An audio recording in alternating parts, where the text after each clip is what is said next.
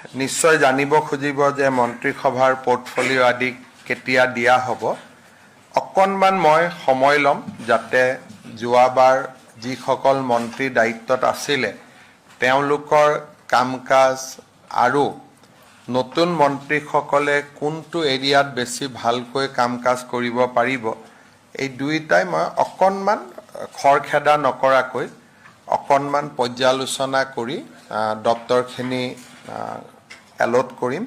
কিন্তু অহাকালিৰ ভিতৰত আমি অভিভাৱক মন্ত্ৰীৰ দায়িত্বখিনি আবণ্টন কৰি দিম যাতে মন্ত্ৰীসকলে বিভিন্ন জিলালৈ গৈ বান পৰিস্থিতি সম্পৰ্কীয় বিষয়বিলাক বুজ ল'ব পাৰে আৰু বান পৰিস্থিতিৰ বাবে জিলা প্ৰশাসনসমূহক সক্ৰিয় বা সষ্টম কৰাৰ ব্যৱস্থা কৰিব পাৰে।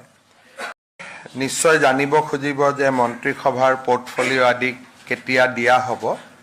অকণমান মই সময় ল'ম যাতে যোৱাবাৰ যিসকল মন্ত্ৰী দায়িত্বত আছিলে তেওঁলোকৰ কাম কাজ আৰু নতুন মন্ত্ৰীসকলে কোনটো এৰিয়াত বেছি ভালকৈ কাম কাজ কৰিব পাৰিব, এই দুইটাই মই অকণমান খৰখেদা নকৰাকৈ অকণমান পৰ্যালোচনা কৰি দপ্তৰখিনি এলট কৰিম।